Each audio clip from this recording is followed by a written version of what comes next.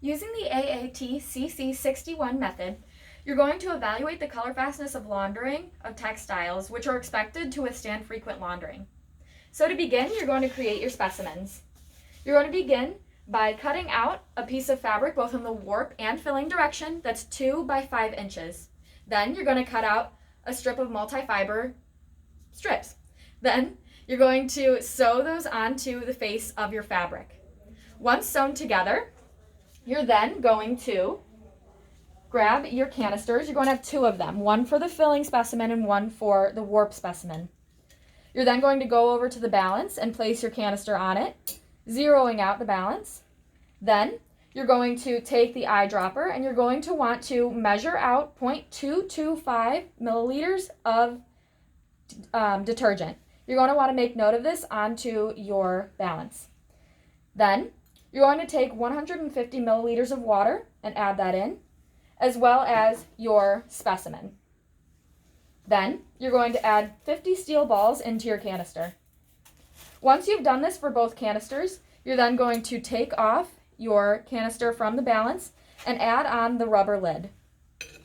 You want to make note of these 2 bumps on top because this is where this metal bar is going to line up in, so that way it can be secured on.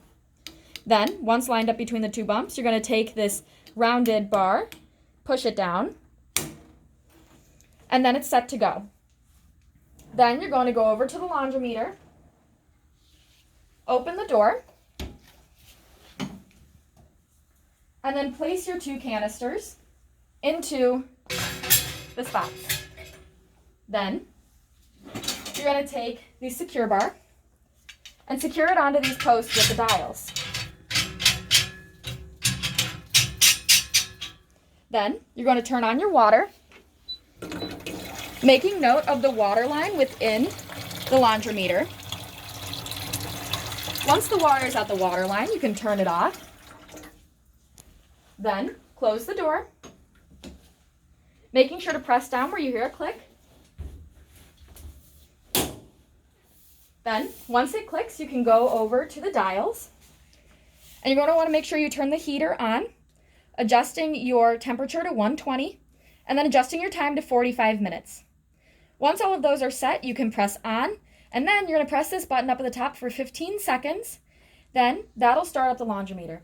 After 45 minutes, the laundrometer will stop on its own. Then, you're going to open up the door, remove the safety bar,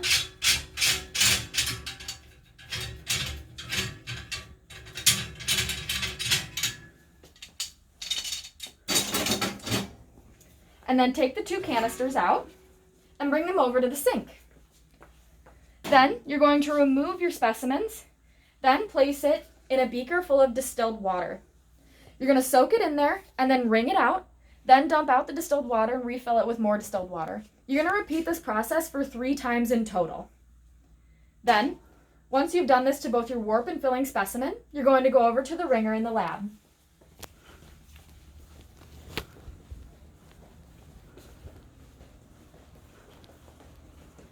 Making sure that the multi-fiber strips are perpendicular to the rollers on the wringer, you're then going to switch it to on, in which it'll roll right through. If it doesn't, you can push this bar down and it will. Then, after you've done this, you're going to lay it on a piece of paper towel so that way it completely dries, because in order to evaluate it, it has to be completely dry. Then, you'll come back the next day and go over to the MacBack Spectralight.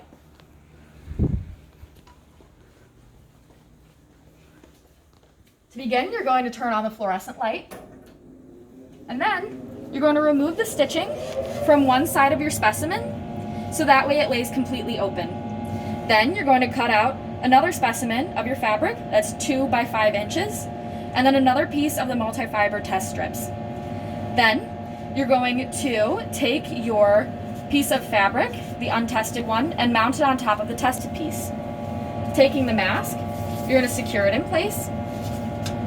And then, using the grayscale for evaluating color change, 3 members of your group are going to independently rate these and then take the average.